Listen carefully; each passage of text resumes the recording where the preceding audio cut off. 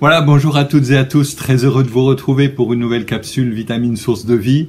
Ce matin, j'aimerais vous faire part de cette considération, de cette réflexion que j'ai eue en lisant la Bible. Et plus je lis la Bible, plus je me rends compte que la véritable puissance n'est pas celle que le monde prône et véhicule. Dans l'idée du monde, la puissance se mesure, par exemple, la puissance militaire d'un pays se mesure au nombre de têtes de missiles enfouies dans son sous-sol, à l'armée qui est la sienne et aux capacités de développement de tout son arsenal militaire. La puissance d'un pays au plan économique se mesurera à son PIB. Concernant tout ce qui est scolaire et universitaire, eh bien, on parle de capacité, de diplômes obtenus, de notes, de barèmes, et tout cela, eh bien, montre qui sont ceux qui, entre guillemets, sont ceux qui ont réussi, les puissants, et ceux qui n'ont pas réussi, les plus faibles, etc. Et donc, toute cette idéologie de la puissance est quelque chose qui nous environne quotidiennement. Et cette pensée-là de ce monde peut s'introduire, peut s'immiscer parmi nos rangs dans nos églises, et on peut avoir nous-mêmes, nous chrétiens, une fausse conception de ce qu'est la puissance spirituelle.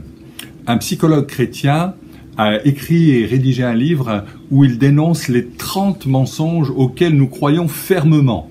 Et parmi l'un de ces mensonges auxquels nous croyons dur comme fer, comme on peut dire, eh bien, il y a celui-ci: Dieu ne peut se servir de moi que si je suis spirituellement fort.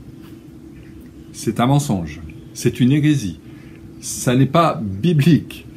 Plus je lis la Bible, plus je m'aperçois que Dieu sait plus à utiliser des personnes qui véritablement n'avaient pas de puissance.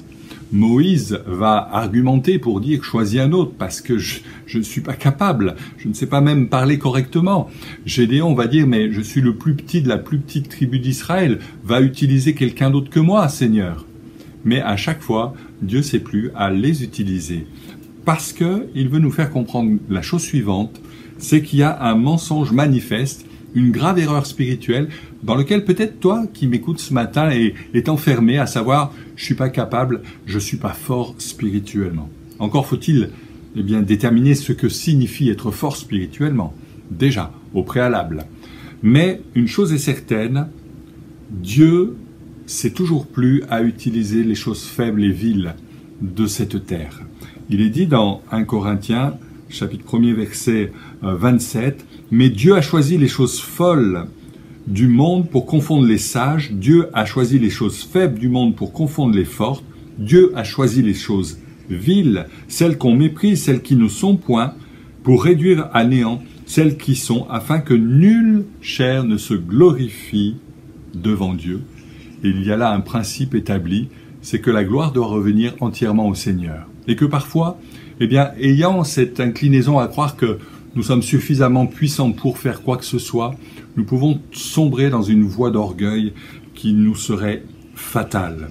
Dieu a choisi eh bien, ce qui paraît aux yeux du monde comme étant les personnes les plus négligeables, les plus insignifiantes, pour confondre justement celles qui se croient fortes, celles qui sont dans l'illusion de la force, en tout cas. Plus tu seras faible, dit l'Écriture, quelque part, plus eh bien, Dieu se manifestera au travers de ta vie.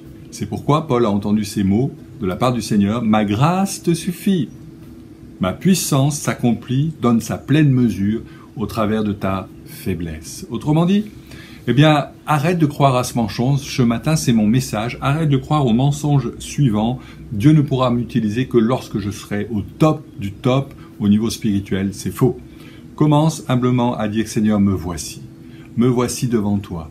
Et ce matin, je prends la ferme décision, eh bien, de croire que tu veux m'utiliser, quand bien même je suis, d'un point de vue strictement humain, très faible. Au travers de cette faiblesse, Seigneur, glorifie-toi et donne toute la gloire à ton nom. Ce matin, décide maintenant de croire que, eh bien, Dieu n'a pas besoin de surdoués, Dieu n'a pas besoin de surhommes, de super-héros, il a besoin de toi. Il a besoin de toi dans ta faiblesse, dans ton humilité, ce qui est le prélude et le départ pour une vie d'aventure extraordinaire avec le Seigneur. Que Dieu te bénisse. À très bientôt.